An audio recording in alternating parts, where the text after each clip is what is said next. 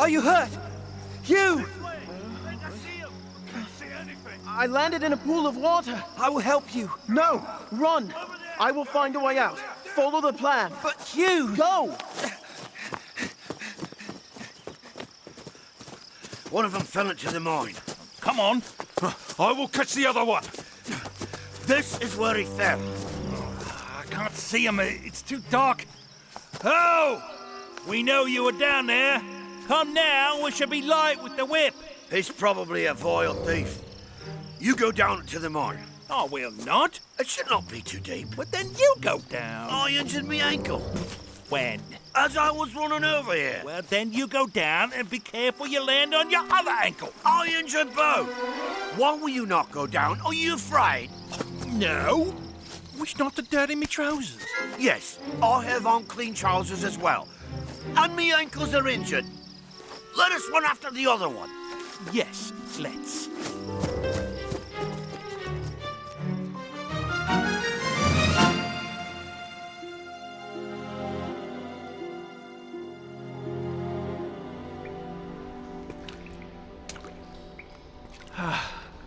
I believe they are gone.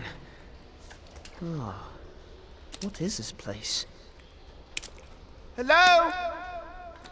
Sounds like a tunnel. Perhaps if I keep walking, I will find another opening.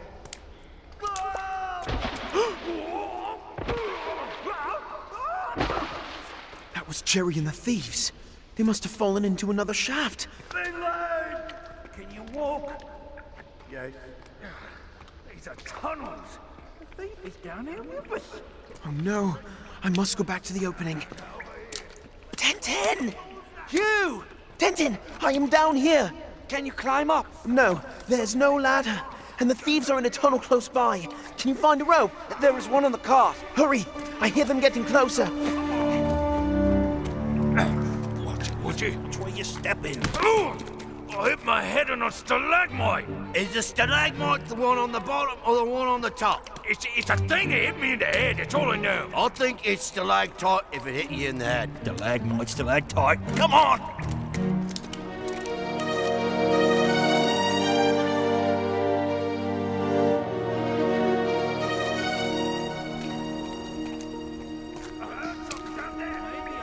Please hurry, Denton.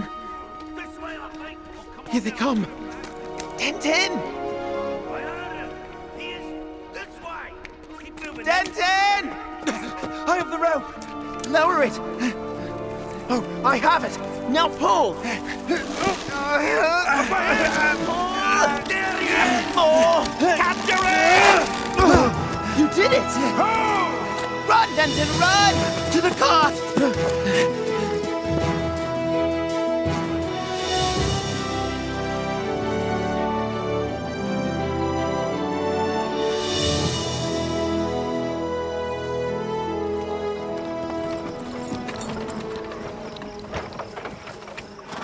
There we are. The market looks much different this year. I should like to go to the inn and take a look around. I've been robbed! It is Jerry. He looks as if he's been trampled by horses. Or worked a little too long in the tin mines. I've been beaten and robbed, and my horse and wagon with all the produce that my neighbors taken from me. Let us go. Yeah, this should be great fun. Oh, everything's gone now. What will I do? Oh. Jerry, you were beaten? And robbed? Oh, yes. All of the goods. Dame Martha's pillows and blankets. Denton, your wood carvings and your father's woolen clothes. All gone! Oh, who committed this horrible crime? Robbers along the road. Were they vicious? Oh, yes. Treacherous. Were they brutes? As strong as oxen. Were they also quite foolish? What? No, very clever. No. And they must have been merciful. They showed no mercy. Then why are the horses with all our goods sitting right there in front of the inn? Oh, because... What? Go have a look. But... How? You must have put up such a fight against the thieves that they feared your retribution and brute strength. Yeah, they brought the cart here instead of stealing it. Yes, that must be the reason, yeah. You should find some bandages for your wounds. I shall. Yes.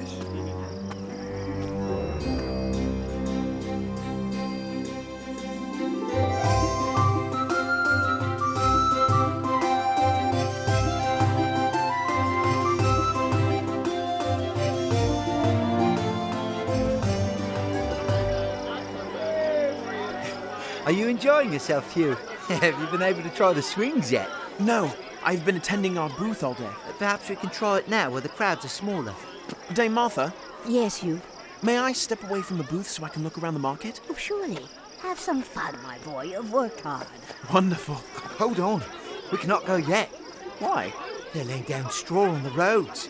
What does that mean? It means there is someone important coming. The straw is to make certain the gentry do not step in mud in their fine shoes. Who is it? It's the Black Duke himself. The Black Duke! I wonder who the young lady is with him. That's Lady Mary Montague, the Duchess. How do you know her? I have seen her 6 years ago. She was not quite as tall, but she was quite as pretty. The Duke is coming to Dame Martha's booth.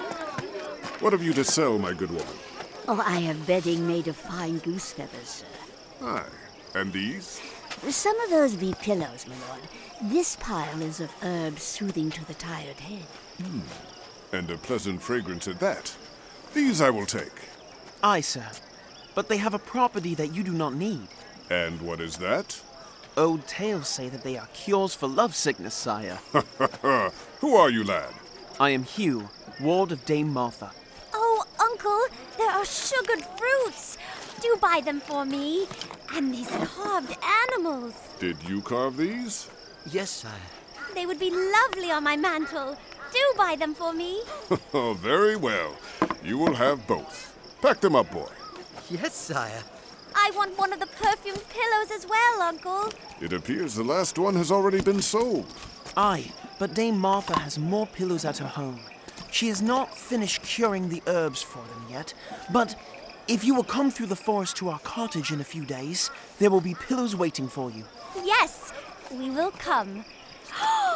They have swings. You.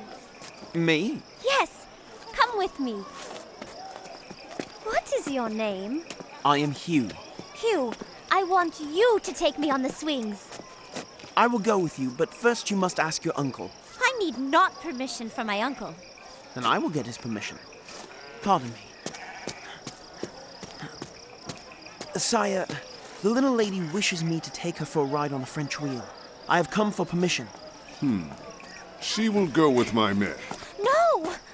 I will ride with this boy or I will not ride at all. Have your way, little Spitfire. Good. Let us go, Hugh. Your uncle is a respected man across our country, esteemed by strangers and even enemies. Do you not believe he deserves the same respect from you? You have a brave tongue, young lad. No one in my castle speaks against me. For fear of the gallows, they don't. And why is it that you do not fear the gallows? Because if you were to hang me, you would never receive those pillows you so desire. You have a brave and quick tongue, Hugh. There is a long line waiting for the swings. Perhaps we should try again later. Oh, no. I will simply tell the operator who I am. He will let us to the front of the line straight away. Why? Why? Yes. Why should you have privilege over the people who have dutifully stood in line for a time? I am in the royal family. And that makes you more deserving than they of a privileged spot in line? Because you happen to be born of a mother inside the palace? You are ignorant of the ways of royalty. My father used to tell me, he who would be first will be last, and the last shall be first. Are you saying that I will one day be humbled? Perhaps you would like to try waiting in line for merely a few minutes? Very well. And I shall wait with you.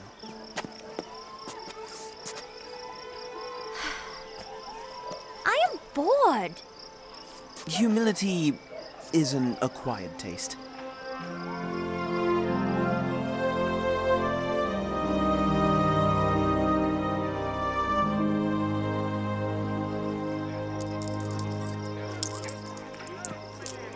Dame Martha, were you able to sell everything you brought with us? Yes, the Lord surely blessed our time at market this year. I even sold all my carvings. What an exciting day!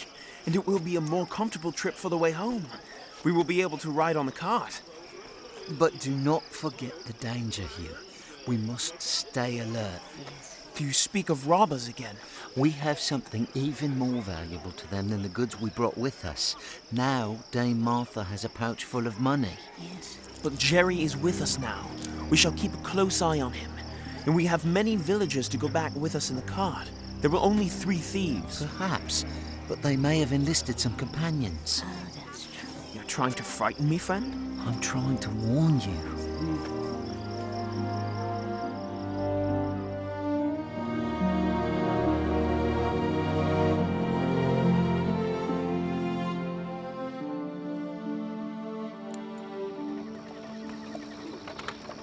So is Lady Mary friendly to all boys? No, it appears you are her favourite.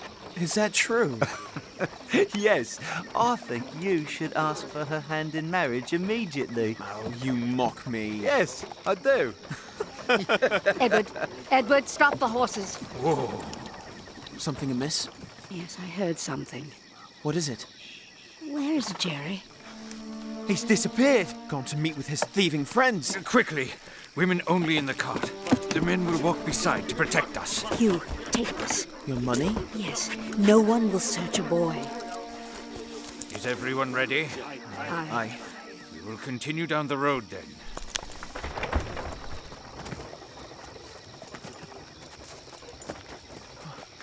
The darkness is so thick. Shh. They're coming. Everyone stay calm. Follow my lead. In the car! Stay with the car, Hugh! I cannot see them! There are 5, 6! They have weapons! Hugh, hand me a lantern! I shall set some pine branches aflame to see by, and we can use them as weapons as well! Yes, take us without a fight! I shall set you aflame, thieving scoundrel! Come on, fire! Come on, fire! You will not be stealing from us or anyone! That's not playing fair! Everyone, use these branches to defend yourself! Jerry, this is your reward for stealing from your own people! Run to the river! Draw back, everyone! They're retreating! We did it!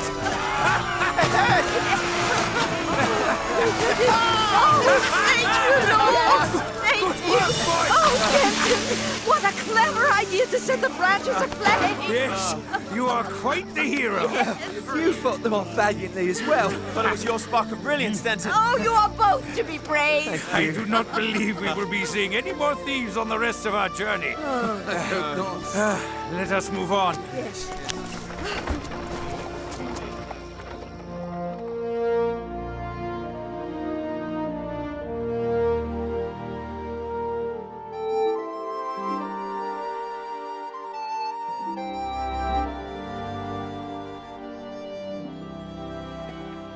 Allow me to help you, Dame Martha. Thank you, dear. That was a wonderful meal.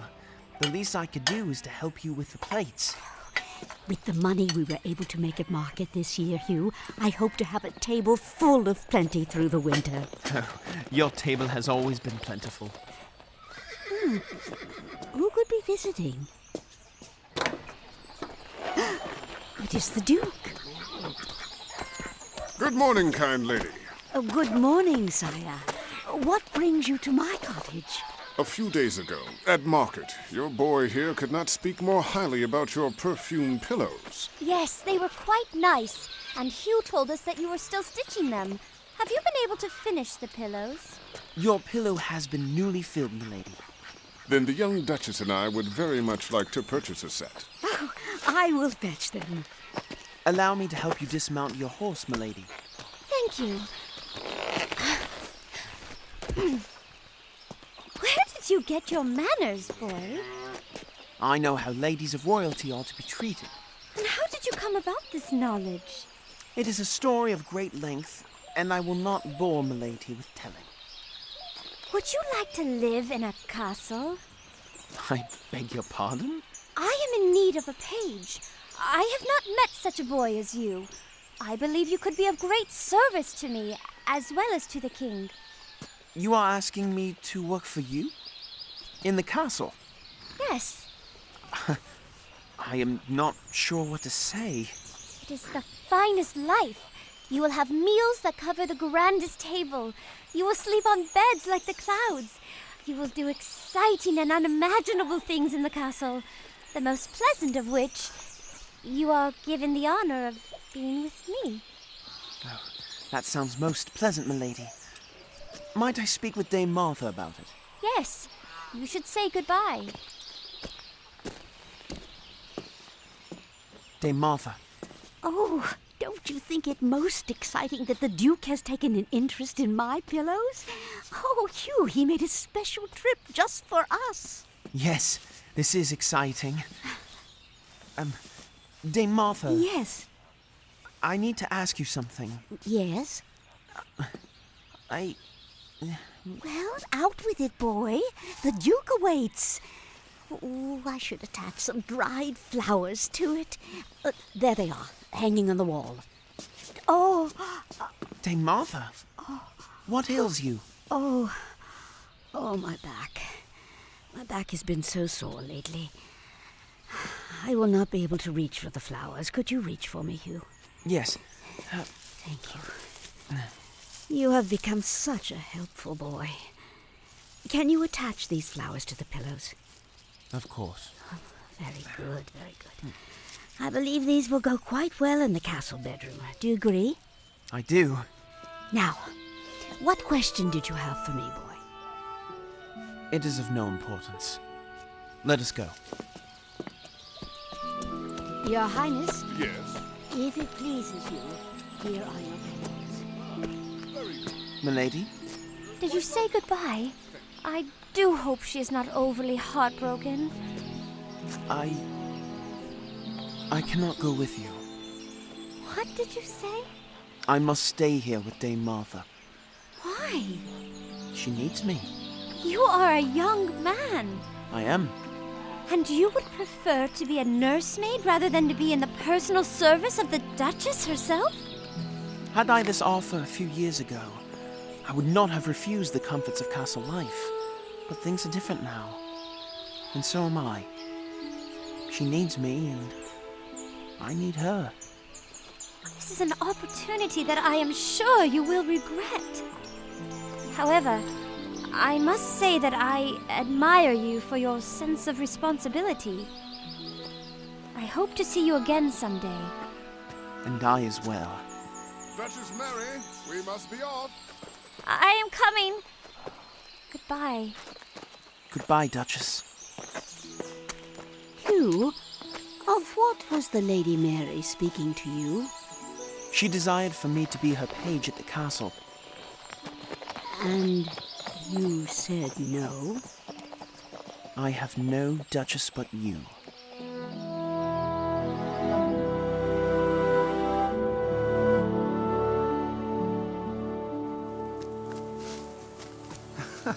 Does your house not have enough wood already? I want to be certain we have enough for the entire winter. Are you expecting such a cold winter this year? It is better to be prepared than caught empty-handed. I believe I liked you better when you were lazy. What is that? Where? There's a note tacked to that tree. Ooh, from the fancy writing, it must be a royal edict. An order from the Duke. I did not know you could read. Where did you learn? Well, there's much you don't know about me, Denton. Henceforth, all trees that are felled from these forests are the property of the Duke. What's this? The Duke is taking our wood? Villagers who require wood in the future may purchase it from the Duke for... What? That is an outrageous sum. He is making us buy our own wood? Yes. This will devastate our village. Quickly, we must take all of the wood already cut into our houses so that we can have it for the winter. Yes, we may not survive otherwise. Grab it over there. Yeah, I got this one. Yeah.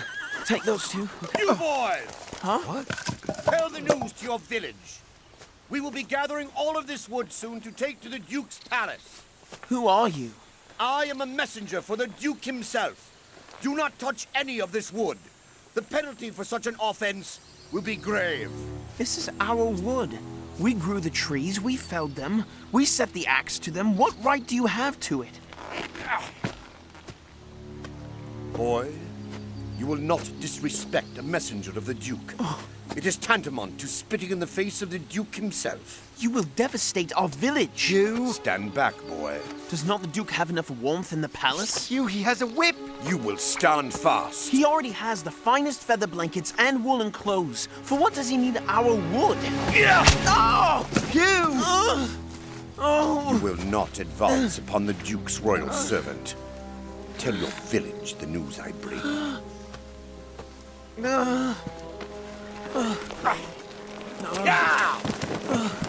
My leg. You're bleeding badly. I will help you back to your house. No, help me rise, but I will walk myself. We have to tell everyone the news. I fear this is the portent of very bad things to come.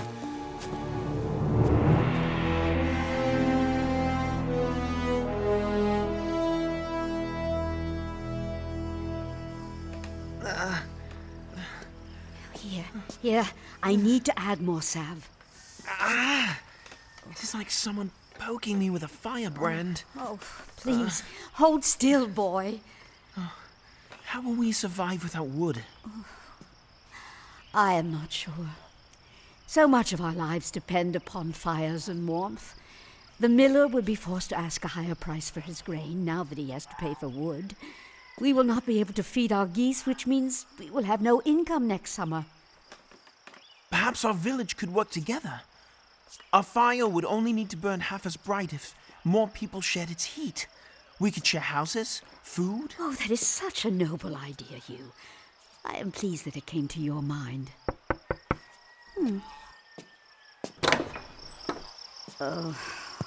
Yes? An order from the Duke.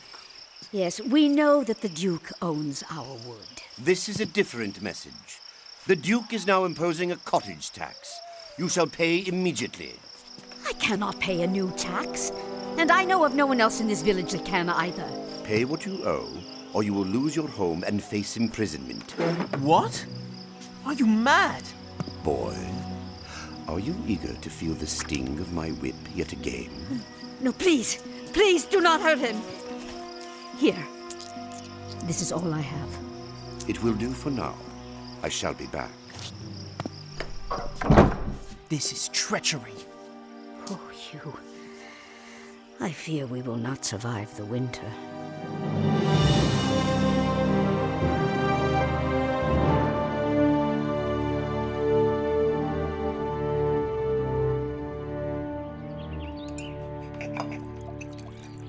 You must do something for me, Hugh. Go into the village and find anyone who is hungry. Tell them that they will have dinner at my house tonight. You have hardly enough food for the two of us. We will have the goose. No. That is our last goose. I know. You will have no goose feathers for next year's market. There will be no income. Hugh, freely I have received, freely I will give. I can be generous this one last time. This is mad.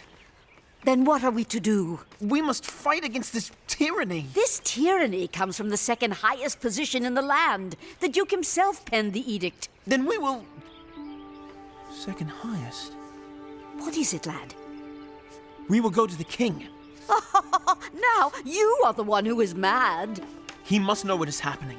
He would be furious with the Duke. Oh, Hugh, the king has no time to listen to the whimpers of people who live hundreds of miles from his palace. I have to do this. It will be your word against the Duke. And who would credit a village boy against a king's man? Then what are we to do? There's no money, there's no food. You are a boy. I am no longer a boy. Yes. You are right. Do you remember what you used to say about Denton? What? That Denton sees a need and does something about it. There are more in need here than I have ever seen in my entire lifetime. I must do something. But how will you convince the king to listen to us? I do not know. but God will give me the words. I will gather the villagers. We must go immediately.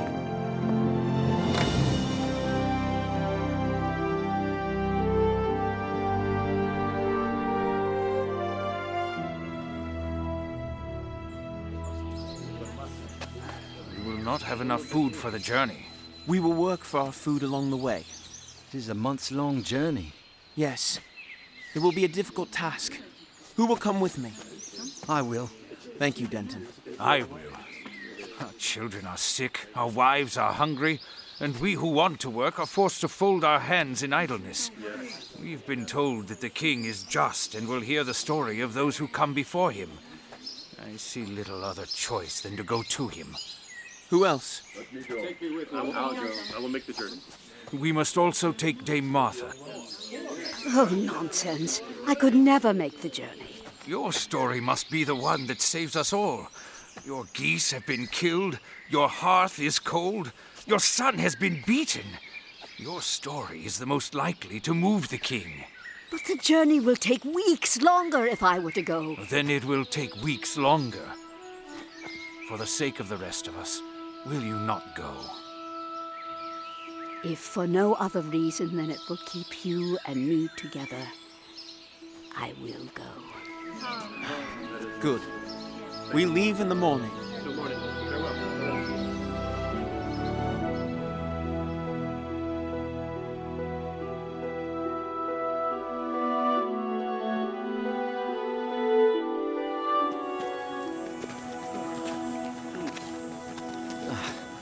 Is the ground becoming harder with each step, or am I imagining it? I expected others to grumble, but not you, my friend. I'm not grumbling, but this is not quite the victory march that I expected. Nor I. At this pace, we will be walking into the palace as old men. Do you know yet what you will say? No. I must stop. Dame Martha, are you well? I am thirsty. She looks flush. We must rest for a minute. Oh, boys, I am so sorry. You would be many miles down the road if it were not for me. You are more important than our freedom. Rest as you need. May we have some water here, please? Here you are, sir. Thank you. Dame Martha. Thank you. Hugh, come. I will be back, Dame Martha. Yes, Denton. She's looking frail. Yes. We left knowing that we would have to rely on the kindness of strangers along the way, but these villages have less than we do. They have been affected by the Duke's proclamation as much as we have. Perhaps we should rethink our decision. One of us could make our way back to our village with her. I've been thinking the same. My heart breaks for her.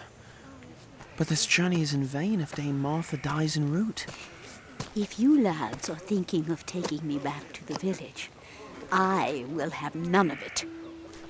The Lord has been my refuge and strength, an ever-present help in the time of trouble. He has never forsaken me.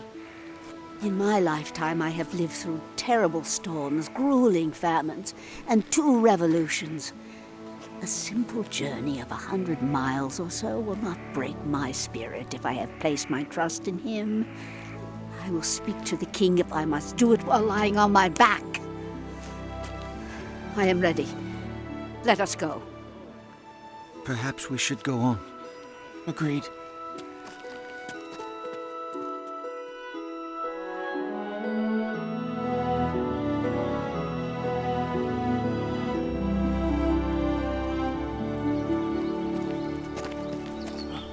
We are nearing a village. Good. Perhaps we can sleep in a bed tonight. This all looks very familiar. Yes, I remember. This is the Inn of the Silver Heart. You've been here? On my journey to Dame Martha's, we met with some wonderful people who helped us. Yes, the man standing beside the road. I remember meeting him. What's his name? I cannot recall. At that point in my life, I was not in the habit of remembering names. Hugh? Is it Ellie? Oh, he had no trouble remembering her name. Ellie! You've become... Older? Yes. Older. Age seems to agree with you as well. It is nice to see you again. What brings you here? Our village has been devastated by the Duke's edicts. We are traveling to petition the king. Yes, I hear word of how the Duke's laws have destroyed so many lives. How is it that you are still so prosperous? We are not under the rule of the Duke in this province, and we happily share our little with others who are less privileged. So, you are going to the castle? You have a long way to travel yet. Aye, but we have come a longer way. For poor Dame Martha, it is a tiresome journey. Oh, poor soul. She shall sleep and eat tonight as an honored guest, for I will lodge her in my own bed. We would like to work for our wages while we are here. There is work and wages here for everyone. What we have, we share. God has certainly blessed us with finding you. That necklace you're wearing, if I may ask, is that gold? Yes, a good friend gave it to me.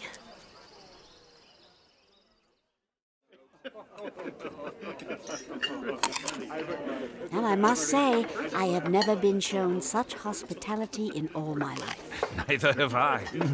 I'm finally able to eat without worry that I might be eating tomorrow's meal as well. If we hadn't such an important task ahead of us, I would be willing to spend many more days here. Hugh, Ellie, I have news. what? There was a man from the castle here today. He was riding hard and stopped only for a drink of water. He said that the king would hold court in 6 days, and that would be the last court until autumn. But no, Ellie. The king holds court every week. It is the last court this summer. Some say the king means to sail for foreign shores. 6 days? We cannot hope to reach the castle in less than 2 weeks. On foot, the journey would be 2 weeks. What are you saying? All day I have been thinking, and this is what you should do. This gold piece will pay for a cart in which Dame Martha can ride. Traveling so, you can reach the castle in 6 or perhaps 5 days. In all my life, I never would have dreamed that my gift would be given back to me. Give, and it will be given unto you. God will always repay kindness. Your kindness will be repaid as well, Ellie. Thank you.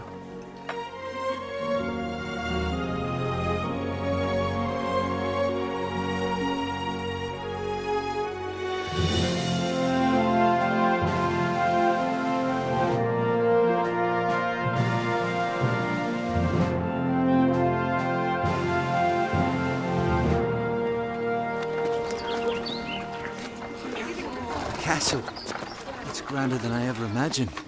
We must go to the king's counselor, Where is he? inside the courtyard. How could you know this? It is common knowledge. Then I must be a step below common. Pardon me, sire. Yes? Our village would like to make a case before the king today. I have a parchment that states my name, my village, and the details of the case I wish to plead. Where did you get this parchment, boy? I wrote it, sire. Can you truly write? Aye. Then write your name. Hugh, son of Dame Martha. You will be told when the king is ready for you. Good day, lad. Thank you. Hugh, you've done it. We've a place at the king's court. Yes. Now I simply need the words.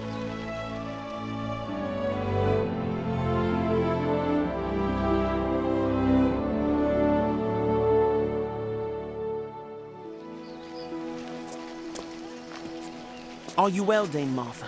Would you like some water? Oh, no, thank you, dear. In my nervousness, I fear I would choke on it. You have no need to be nervous. We shall only speak the truth. Hugh, Dame Martha, I've news. Yes? What is it, Denton? The Duke is here. The Duke? You cannot make a case against the Duke while he is present in the court with you. A wrong is a wrong, whether the Duke be at his castle in the north or at our elbow. He will have you hanging from the gallows before sundown. Do you think we have come so far to stop now?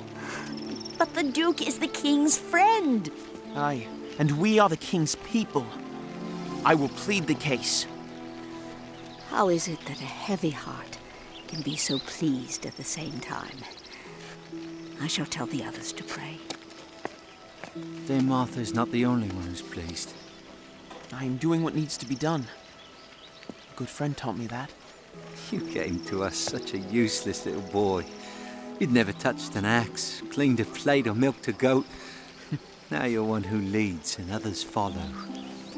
My father told me he was sending me to a new school. I was expecting to be taught in one of the great schools by esteemed philosophers and teachers. Instead, I was taught in a simple cottage by a humble woman.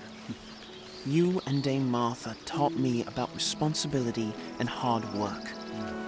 But my heart never would have been in the right place to learn such things if God hadn't humbled me from the start of this journey. He stripped me of everything.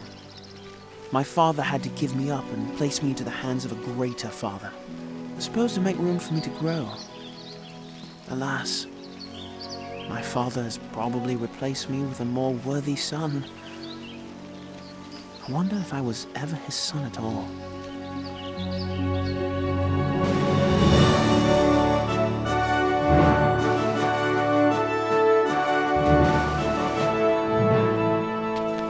The case of Dame Martha of the province of the Black Duke and the king's judgment for the breaking of the king's laws. Your Highness. Yes? Am I to understand that these peasants are bringing a case before you that charges me? Let us hear the case. Who tries the case? Hugh, son of Dame Martha. Please step forward and present your case. As you know, Your Majesty, it has been the king's law that his people should possess the fallen wood of the forest. However, the Duke has now ordered for us to relinquish our wood to him. He's also increased taxes in our land unfairly upon people who barely have enough wood to remain warm. Our village and many villages across the land have been devastated, and now we fear for the winter. Dame Martha has been forced to kill and eat her geese, which is her final source of income. And you have made your way to the palace for what purpose? For justice, sire. How am I to know that what you say is true? I have brought witnesses who have made the long journey because they have faith in the king's court. They are but peasants like yourself. Is there higher proof? If I may speak, Your Majesty, there is proof. Present it. The Duke's men let their whips fly too freely as they collected taxes. Dame Martha, no! Show them your leg, Hugh!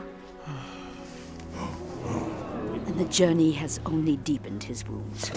Will you dare repeat your accusation while you face me? I do not accuse you. You are only guilty of the same crime that many in power commit. You are simply ignorant of the plight of those outside the palace. If you had known your edict would have shackled your people, I am certain your pen would never have touched the parchment. So what, in your mind, would be justice? Give back the rule under which we were so content. Let us have again the wood from the forest. Let us be taxed only justly as we were before.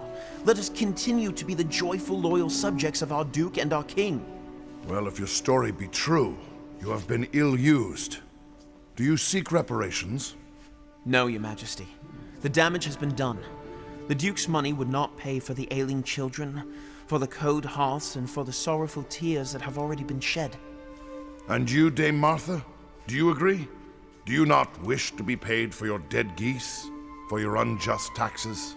As Hugh says, sire, we want only that we may live as we lived before the Duke's edict. Would you not desire at least that the king find the Duke the cost of your coming and provide a way of return? No, sire. God led me on this journey. He will guide me home. You do not ask for money. I am impressed with your selflessness and sorry for your suffering. However, our law demands that an accusation against royal blood must be confirmed by the word of a nobleman. Your Majesty? Sir Malcom. Sir Malcolm, you have something to say? I can confirm the words of the peasants. You can? How is that possible? Do you even know them? I beg your mercy to allow me to ask the woman and the boy a question. I permit. Dame Martha, Hugh. Hello. Hello, Malcolm. Dame Martha, has the young man completed his schooling? He was given to me as a child. He returns to you, worthy to be a king. Very well.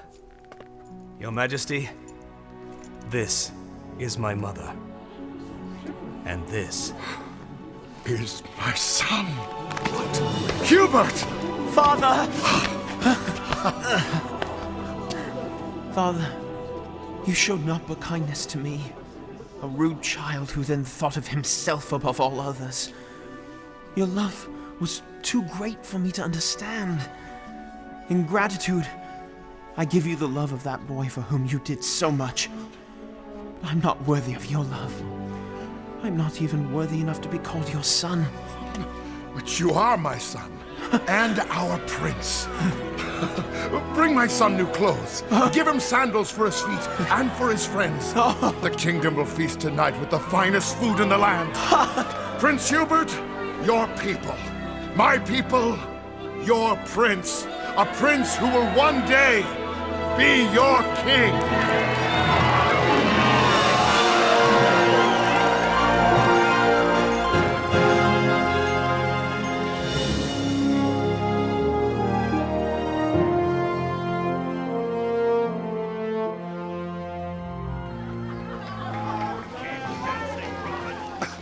You? How could you... I mean... You may speak, Denton. You lived so long with us, and you never told anyone. Would you have believed me if I had told you? What? No. This is why I kept the secret. All this time I was chopping wood with royal blood. Prince Hubert. I am Hugh Denton. To you I will always be Hugh. And we will forevermore be together at the palace. Oh, Hugh, I cannot stay here. Why? I must return home. My father's getting older and will need my help cutting wood. Once again, you are fulfilling needs wherever you see them. You are a good son and friend. Someday I will make the journey to return and see my friend the king. Dame Martha, have you had your fill of food? No, I will not have to eat again for weeks. Your home is here now. You deserve to be treated like royalty. Oh, I deserve nothing, Hugh. But I will not turn down a warm bed. May I speak to you for a moment? Yes, of course. Pardon me. Oh, Sir Malcolm, I must show you all that I can do. I can chop wood, I can plant a garden, and I can teach others as well. Your schooling has taught you well. I ask your forgiveness for forcing you into such a hard lesson at such a young age. There's no need for apologies. The journey on which you led me was hard, but it was a journey of necessity. I was not ready to be a king, for I know now that in order to become a king, I first needed to become a servant. You will be an honorable king, Prince Hubert. I will serve you as I have served your father. And I will serve you as well.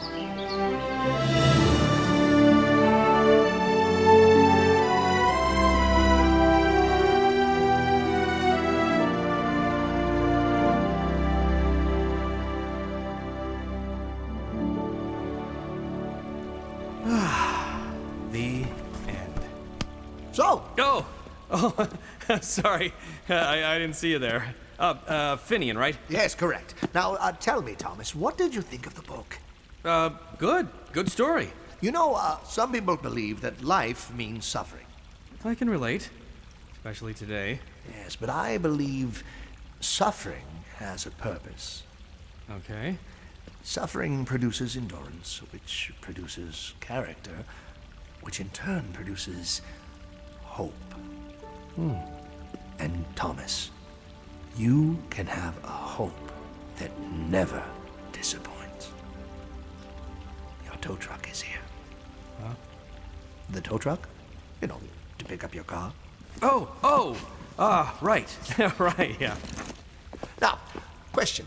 When do you think it was that Hugh proved himself fit to be a king? Well, I guess it was when he stood up for his village. But was Hugh ready to stand up for his people before he went through suffering? Why are you looking at me like that? Because, Thomas, it is easier to get lost in your work than it is to face the messy stuff of life. Sometimes the messes you may have made. But your son is worth fighting for, and you know that. Yeah, I do.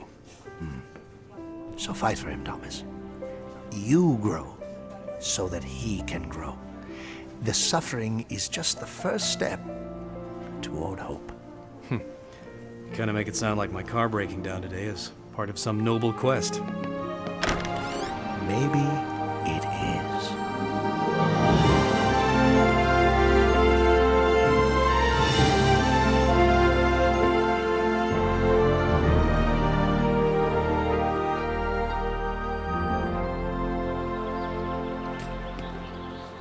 You've been listening to Sir Malcolm and the Missing Prince, selected from the Lamplighter Family Collection of Rare Books.